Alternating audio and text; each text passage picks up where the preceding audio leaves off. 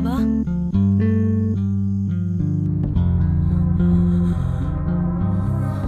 Balik lagi bareng gue Rizal. Kali ini cerita film akan menceritakan alur film berjudul November Story. Film series mempunyai 7 episode ini dibintangi oleh Tamana Bhatia sebagai Anu. Suatu hari, Anu yang mempunyai ayah yang mengidap penyakit Alzheimer sehingga menyebabkan penurunan fungsi berpikir dan mengingat. Sebelum masuk ke ceritanya, Mimin sapa dulu nih warga yang hadir kemarin. Ada Playmaker _channel, Bentar Tigalu 5889, Alika _Naila 658, Andras Woro X8S, Nadar Mahotra, Lili Delili. Bagi warga yang ingin disapa selanjutnya, silahkan kasih komentar terbaik buat Mimin ya. Inilah Anu saat dia menemui ayahnya di rumah lamanya. Dia menemukan mayat seorang wanita di dekat ayahnya. Karena takut sang ayah yang melakukan pembunuhannya, Anu pun melumuri tubuh mayat itu dengan cat putih. Dan cerita November Story pun dimulai.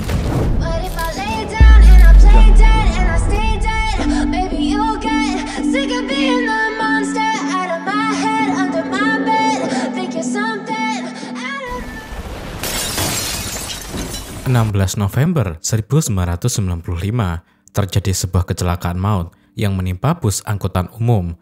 Korban meninggal dunia sebanyak 43 orang dan 1 orang selamat, yakni gadis kecil berusia 2 tahun.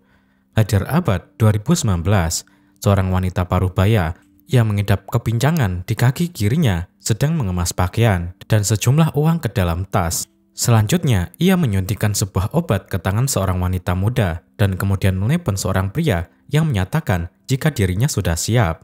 Di kota Chennai, kita akan diperkenalkan dengan seorang wanita bernama Anu yang berprofesi sebagai hacker. Anu memiliki ayah bernama Ganesh yang merupakan penulis novel kriminal. Sejak kecil, Anu sudah tinggal berdua bersama sang ayah.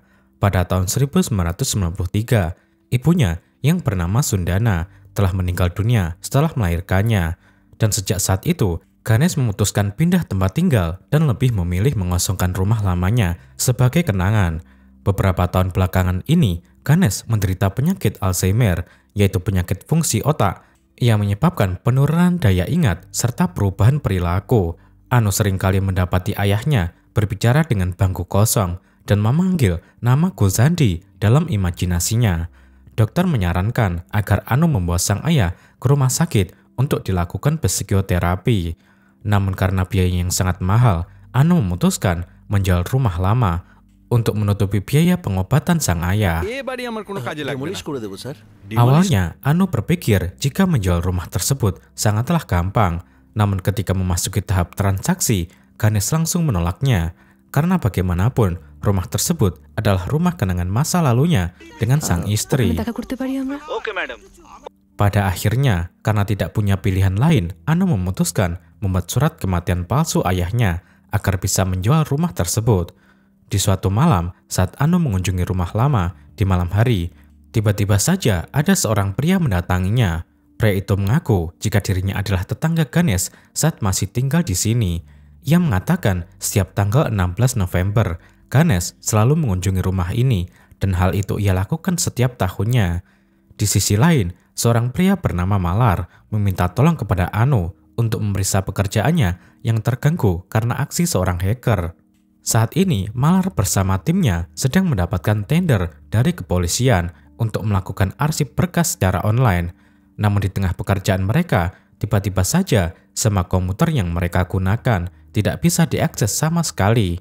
Singkatnya, karena kemampuan yang dimiliki Anu, mereka pun berhasil menemukan sebuah alat peretas yang terpasang di server utama. Dan kemungkinan itu dipasang pelaku tanpa sepengetahuan mereka. Anu mengatakan jika mereka belum sepenuhnya bisa menghentikan aksi peretasan, dan ia pun tidak tahu informasi apa yang diambil dari si pelaku atas aksinya tersebut. Saat berada di kereta, Anu bertemu dengan 2 orang wanita yang kita lihat di awal film, dan kedua wanita tersebut bernama Savitri dan Mati. Melihat perilaku Mati yang seperti kekanak-kanakan, Anu menyadari jika Mati menderita penyakit cerebral palsy atau gangguan otak. Pada saat yang bersamaan, Savitri juga tengah menelepon seseorang, dan pada akhirnya ketika kereta berhenti di stasiun Nungkam Bakam, ia pun turun bersama Mati. Ketika tiba di rumah Anu, melihat jika ayahnya tidak berada di kamarnya, Anu yang panik kemudian menelepon seorang wanita bernama Citra yang merupakan pengasuh dari sang ayah. Mengingat jika tanggal hari ini adalah tanggal 16 November, Anu seketika teringat dengan perkataan pria yang menemuinya kemarin, dan akhirnya saat ia mengunjungi rumah lama, ia pun melihat sang ayah sudah berada di sana. Betapa terkejutnya Anu karena di samping ayahnya terdapat jasad seorang wanita bersimbah darah yang tak lain adalah Savitri. Namun walaupun begitu, Anu tidak percaya jika ayahnya yang melakukan pembunuhan tersebut, dan untuk melindungi sang ayah, Anu kemudian menuangkan cat ke tubuh Savitri untuk menghilangkan sidik jari. Kepolisian yang melakukan pemeriksaan TKP kesulitan menemukan jejak pelaku karena bagaimanapun selama ini rumah tersebut selalu dikunjungi oleh banyak orang yang sebelumnya ingin melakukan transaksi jual beli. Sehingga dengan begitu ditemukanlah sidik jari yang jumlahnya tidak sedikit. Untuk mengembangkan investigasi, kepolisian memanggil para tetangga dari rumah tersebut, dan salah satunya adalah seorang pria bernama Yesu. Saat berada di kantor polisi, dokter forensik bernama Gopal yang melihat sosok Yesu serasa tidak asing, dan ternyata barulah diketahui jika Yesu adalah dokter forensik senior yang terkenal di kota Hyderabad. Beberapa minggu ini, Yesu baru saja pensiun dan memutuskan berpindah tempat tinggal di kota Chennai. Singkatnya, setelah mengetahui jika Gopal kesulitan menemukan penyebab kematian korban, Yesu menawarkan diri untuk membantu mereka. Yesu melihat ada 47 tusukan di bagian punggung.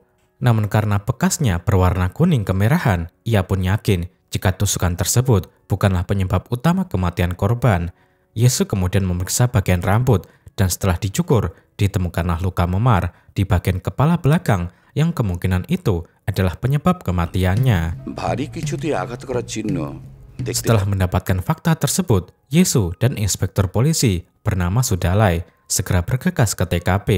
Di sana mereka menemukan sebuah besi penahan yang tingginya sekitar 5,4 kaki. Mengingat jika korban memiliki tinggi 6 kaki, Yesu mengatakan jika besi tersebut adalah penyebab kematian korban. Kemungkinan sebelum terbunuh, korban dan si pelaku terlibat sebuah perkelahian, dan jika dilihat dari tinggi besi penahan, kemungkinan tinggi pelaku lebih rendah dari tinggi korban, atau sekitar 5,4 kaki. Sementara itu, luka tusukan yang ditemukan di bagian punggung membuat Yesu menyimpulkan jika si pelaku pasti memiliki masalah mental atau memiliki dendam pribadi. Akan tetapi, tidak mungkin juga si pelaku bisa menuangkan cat ke seluruh tubuh korban, karena bagaimanapun hal itu hanya bisa dilakukan oleh orang yang normal. Pada akhirnya, Yesus menarik kesimpulan jika pembunuhan tersebut pasti dilakukan oleh dua orang yang berbeda. Di sisi lain, investigasi yang dilakukan Yesus juga disaksikan oleh Anu, dan ia yang mendengar semuanya menjadi sangat khawatir. Keesokan hari di kantor polisi, salah seorang petugas bernama Subramani mendapatkan fax dari kepolisian Hyderabad tertanggal 28 Oktober 2019. Dalam fax tersebut diberitakan jika saat ini kepolisian Hyderabad sedang mencari 3 orang mahasiswa kedokteran, yaitu Binu, Sandep, dan juga Ahmed. Mereka bertiga dituduh melakukan pembunuhan dan pemerkosaan kepada seorang mahasiswa bernama Nita, dan dicurigai ketiganya melarikan diri ke kota Chennai. Sementara itu, di ruangan forensik, Gopal bersama timnya masih mencari tahu senjata apa yang digunakan si pelaku untuk menusuk punggung korban. Semua benda mereka coba, mulai dari pisau, paku, pecahan kaca, sampai obeng, tak ada satupun yang cocok dengan tusukan tersebut. Pada akhirnya, saat mereka menggunakan pulpen berjenis fonten, barulah ditemukan kecocokan di antara keduanya.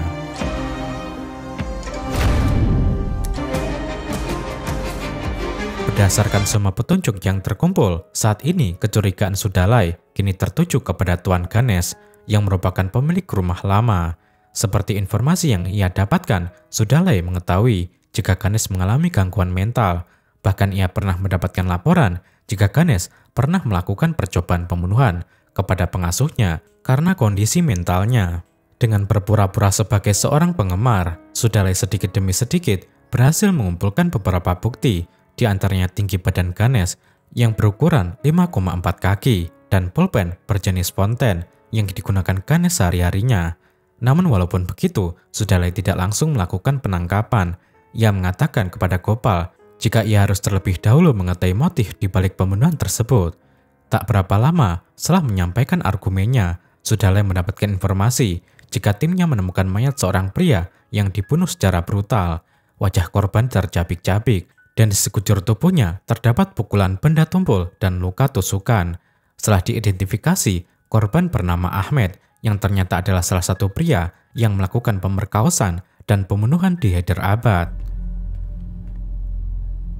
Berdasarkan luka yang ada di wajah korban dan waktu pembunuhan yang saling berdekatan, Sudalai merasa jika pembunuhan tersebut ada kaitannya dengan pembunuhan di rumah Ganesh. Ia kemudian memerintahkan Gopal memeriksa sidik jari di TKP dan betapa terkejutnya mereka saat mengetahui jika di sana terdapat sidik jari Ahmed yang tertinggal di dekat jasad korban.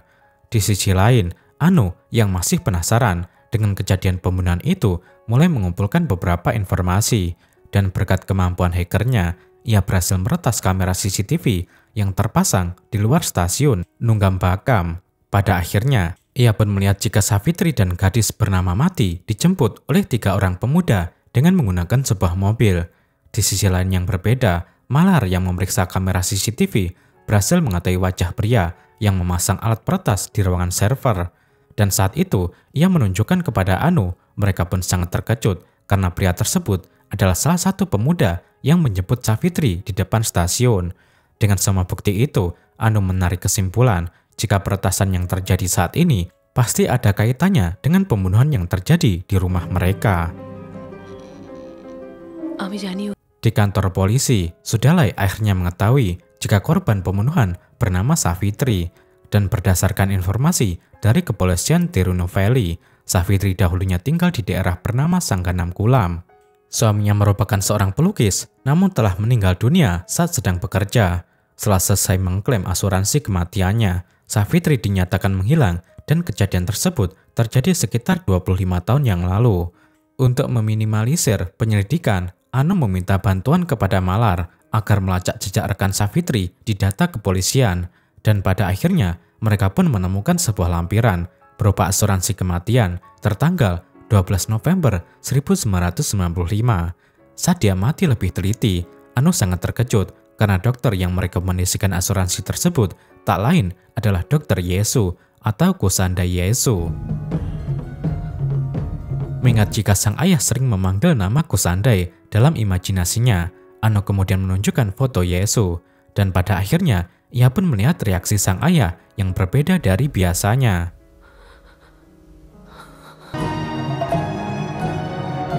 Sama halnya dengan Anu, Sudalai yang juga mengetahui fakta itu juga sangat terkejut karena bagaimanapun di awal penyelidikan, Yesu yang melihat jasad Savitri seolah tidak mengenalnya sama sekali. Padahal 25 tahun yang lalu, Yesu adalah dokter forensik yang menangani jasad suami Savitri dan merekomendasikan asuransi kematiannya. Ditambah lagi, saat itu ia mengetahui jika Yesu adalah dokter forensik yang melakukan autopsi kepada mahasiswi bernama Anita. Kecurigaan Sudalai kepada Yesu kini semakin bertambah.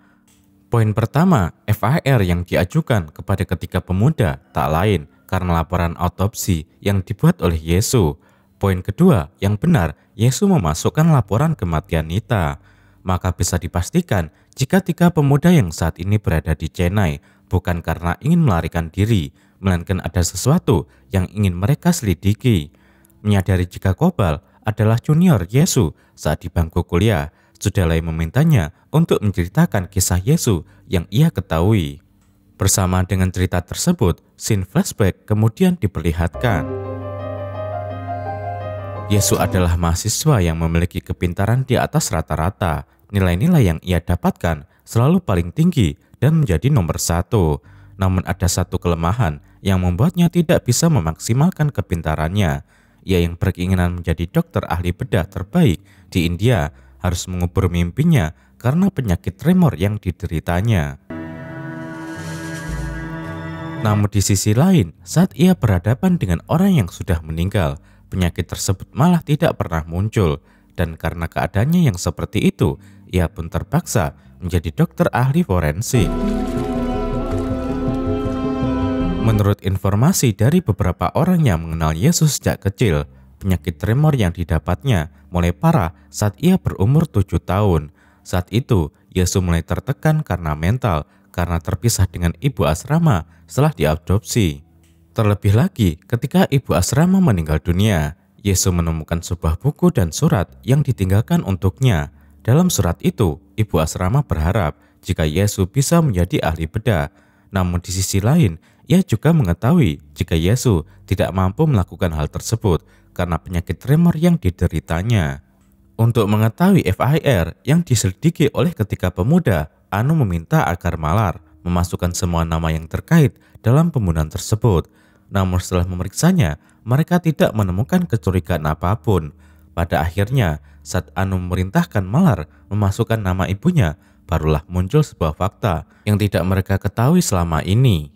Dalam FIR tersebut dijelaskan jika ibu Anu yang bernama Sundana ternyata adalah korban kecelakaan bus yang terjadi pada tanggal 16 November 1995. Dan itu artinya selama ini Tuan Ganesh telah berbohong karena mengatakan jika sang ibu meninggal dunia pada tahun 1993 atau setelah melahirkannya. Malar kemudian teringat dengan alamat IP address peretas yang dilacak oleh Anu sebelumnya. Dan dari sana, ia pun memutuskan untuk mendatangi alamat tersebut. Singkatnya, ia pun bertemu dengan dua orang pemuda yang salah satunya adalah Binu. Kemudian dari cerita yang disampaikan Binu, barulah fakta yang sebenarnya terbongkar. Pada tanggal 6 Oktober, tepatnya hari Cerebral Palsy sedunia, kampus mereka kedatangan seorang narasumber yang tak lain adalah Dr. Yesus. Dr. Yesus diundang karena ia memiliki seorang anak perempuan yang mengidap cerebral palsy dan anak tersebut adalah mati. Apa yang disampaikan Dr. Yesus ternyata membuat semua orang menjadi kagum dan salah satu mahasiswa yang sangat tertarik adalah Nita. Ketika pertemuan selesai, Nita mencoba memberanikan diri menemui Dr. Yesus dan menawarkan diri untuk bisa mengenal mati lebih jauh. Namun hal tersebut ditolak dengan tegas oleh Dr. Yesus. Pada akhirnya, saat Dr. Yesus sudah pergi, Nita menyadari jika pet namanya terbawa oleh mati. Nita awalnya diberikan saran oleh Binu untuk membuat pet baru secara ilegal. Namun Ahmed dan Sandip tidak menyetujuinya. Mereka menyarankan agar Nisa mengambilnya di kediaman Dr. Yesus. Singkatnya, setelah Nita berada di sana, ia pun bertemu dengan Savitri yang ternyata sudah menjadi istri sah dari Dr. Yesus. Savitri mengatakan jika Dr. Yesus sangat tidak suka jika ada orang lain yang mengunjungi kediamannya, apalagi hal itu dilakukan untuk menemui mati. Ia tidak mau karena kehadiran orang lain, mati menjadi terganggu dan memperlambat masa penyembuhannya. Di tengah-tengah percakapan mereka, Savitri meminta tolong kepada Nita untuk mengambilkan obat di lemari penyimpanan, dan betapa terkejutnya dia saat melihat tumpukan obat yang sangat banyak. Savitri mengatakan jika semua itu adalah obat yang diberikan Dr. Yesus kepada Nita sejak ia berumur 3 tahun, dan melalui cerita Savitri, kita pun dibawa ke 25 tahun yang lalu. Dahulu pada tanggal 16 November 1995, Dr. Yesus pernah melakukan otopsi kepada 43 korban kecelakaan maut sebuah bus dari Chennai, dan jasad terakhir yang diperiksanya adalah wanita bernama Sundana yang saat itu tengah hamil besar. Di saat Dr. Yesus hendak memeriksanya, sebuah keajaiban terjadi, di mana Sundana dan bayi yang dikandungnya ternyata masih hidup. Karena situasi yang sudah sangat kritis, Dr. Yesus yang tidak pernah berhadapan dengan pasien yang masih hidup mulai memberanikan diri untuk membantu Sundana melakukan persalinan. Dan singkatnya, setelah mulai proses yang cukup panjang, bayi yang dikandung Sundana bisa terselamatkan. Namun tidak dengan Sundana. Ia harus meninggal dunia karena kehabisan banyak darah, dan entah apa yang terjadi setelahnya, Dr. Yesus memutuskan untuk mengadopsi bayi tersebut. Merasa ada hal yang tidak beres, Nita kemudian meminta izin kepada Savitri untuk melakukan uji lab terkait penyakit yang diidap mati selama ini, dan hasilnya Nita melihat jika penyakit cerebral palsy yang diderita mati bukanlah penyakit bawaan, melainkan karena pengaruh obat-obatan yang berlebihan yang diberikan Dr. Yesus sejak ia masih kecil. Savitri yang sudah mengetahui kebenaran tersebut mencoba memberanikan diri dan mengatakannya secara langsung kepada Dr. Yesus. Ia menyarankan agar Dr. Yesus membawa mati kepada dokter ahli yang bisa menyembuhkan keadaannya. Namun pernyataan tersebut membuat Dr. Yesus sadar jika saat ini ada seseorang yang diam-diam menyelidiki keluarganya. Pada akhirnya, saat ia melihat bed nama Nita yang tertinggal, ia pun yakin jika Nita adalah orangnya. Tidak mau perbuatannya terbongkar, Dr. Yesus kemudian memutuskan untuk membunuh Nita. Ia yang melakukan proses autopsi kemudian membuat laporan palsu dan mengatakan jika kematian Nita adalah tindakan pembunuhan dan pemerkosaan yang pelakunya adalah Binu, Sandep, dan juga Ahmed. Sejak kematian Nita, mereka semua kemudian bekerja sama untuk mencari tahu di mana alamat Sundana, dan berkat bantuan dari saudara Binu yang bernama Priyan, mereka pun akhirnya mengetahui jika Sundana dahulunya tinggal di kota Chennai, tepatnya di tanggal 16 November 2019. Mereka kemudian membawa mati ke rumah tersebut. Namun sesampainya di sana, ternyata Dr. Yesus juga berada di sana. Dan setelah terjadi perkelahian di antara mereka, Tuan Ganesha ketika datang. Namun tanpa disangka, Tuan Ganesha malah membantu Dr. Yesus dan menyerang Savitri. Di tengah perkelahian, Dr. Yesus mendorong Savitri ke besi penahan dan selanjutnya mati yang juga ikut dalam kekacauan tersebut langsung mencucuk punggung Savitri dengan menggunakan pulpen milik Ganesha yang terjatuh. Pada akhirnya, saat Dr. Yesus sedang berkelahi dengan Ahmed, Binu, dan yang lainnya, memilih pergi dan membawa mati dari sana. Namun naasnya, setelah kekacauan tersebut, mereka mendapatkan kabar jika Ahmed sudah tewas di tangan Yesus. Sandip yang ternyata juga mendapatkan ancaman dari Yesus memilih melarikan diri dan menyerahkan mati kepada Dr. Yesus tanpa sepengetahuan mereka.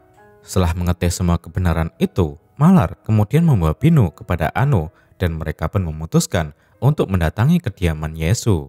Tak lama setelahnya, Inspektur Sudalai yang tidak sengaja menemukan Sandip di pinggir jalan juga telah tiba di sana. Mereka yang sama-sama sudah mengetahui kejahatan yang dilakukan Dr. Yesus mulai mencari petunjuk tentang keberadaan Dr. Yesus saat ini. Singkatnya, setelah memeriksa semua isi rumah, Sudalai menemukan tiket penerbangan yang jumlahnya sangat banyak dan ia pun yakin jika Dr. Yesus saat ini sedang bersiap untuk melakukan penerbangan keluar kota. Tidak mau kehilangan jejaknya, Sudalai bersama tim memutuskan mencari Yesus ke Bandara Chennai. Namun tidak pada Anu, ia memilih insting jika Dr. Yesus pasti bersembunyi di suatu tempat, karena bagaimanapun dia sudah memprediksi kejadian ini pasti terjadi. Seiring dengan kebingungan yang menimpanya, Anu mendapatkan kabar dari Citra jika ayahnya telah pergi dari rumah sambil mengatakan jika ia akan kembali membawa mati. Anu yang sadar jika ayahnya meninggalkan sebuah petunjuk, kemudian memeriksa coretan dinding yang dibuat ayahnya sebelum terserang penyakit Alzheimer. Dan pada akhirnya, ia pun mengetahui jika ayahnya pernah mendatangi kediaman Dr. Yesus 25 tahun yang lalu. Saat sudah tiba di sana, Anu melihat jika Dr. Yesus sudah menyekap sang ayah dan sedang menyuntikkan cairan racun ke tubuhnya. Yesus mengatakan jika cairan racun tersebut akan bereaksi dalam waktu 20 menit ke depan. Tidak tinggal diam, Anu kemudian mematikan listrik dan melepaskan ikatan sang ayah. Dan saat itu juga, sang ayah kemudian menyerang Yesus dengan suntikan yang sama.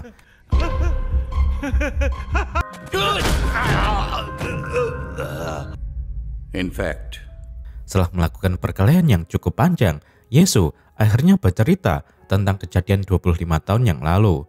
Dahulu, saat ia menolong Sundana melakukan persalinan, ia tak menyangka jika penyakit tremornya tiba-tiba hilang saat menggendong mati. Mulai dari situ, Yesus berpikir jika ia harus memiliki bayi tersebut, dan untuk mewujudkannya, ia kemudian membiarkan Sundana tewas karena kehabisan darah. Ketika mati berumur 3 tahun, Yesus sempat berpikir jika mati besar nanti, kemungkinan dia akan mencari keluarga aslinya. Dan karena tak mau hal itu terjadi, Yesus membuat mati terjebak dalam masa kecilnya. Ia memberikan obat-obatan dengan dosis yang tinggi secara terus-menerus untuk mewujudkan keinginannya tersebut. Sebenarnya, setelah kejadian itu, Tuan Ganesh bersama Anu yang masih berumur 2 tahun pernah mendatanginya. Namun Yesus berbohong dan mengatakan jika bayi yang dikandung Sundana dicuri oleh seorang wanita yang tak lain adalah Savitri. Pada saat yang bersamaan, Tuan Ganesh juga angkat bicara. Ia mengatakan jika semua kekacauan yang terjadi saat ini sebenarnya adalah kesalahannya. Lalu saat Sundana hendak melahirkan mati, Ganesh sebenarnya tidak setuju. Dirinya yang lebih tua 20 tahun dari Sundana merasa tidak mampu untuk membesarkan seorang bayi lagi. Baginya kehadiran Anu sudah cukup untuk menemani mereka, namun tidak dengan Sundana. Ia bersikeras tetap ingin membesarkan kedua anaknya. Pada akhirnya, karena perselisihan tersebut, Sundana memilih kabur meninggalkan Ganesh dan membawa Anu ikut bersamanya. Namun naas, bus yang ditumpanginya malah mengalami kecelakaan. Dan sejak kejadian itu, Ganesh yang merasa sangat bersalah mulai terkena penyakit Alzheimer yang akhirnya melupakan semua kejadian tersebut. Setelah mendengarkan cerita dari mereka berdua, Anu tak kuasa menahan air matanya. Dan setelah kematian sang ayah, Anu memutuskan menulis semua cerita tersebut dalam novel yang kemudian ia beri judul November Story. Dan bersamaan dengan mati yang kini sudah kembali ceria dan hidup bersamanya, film pun berakhir.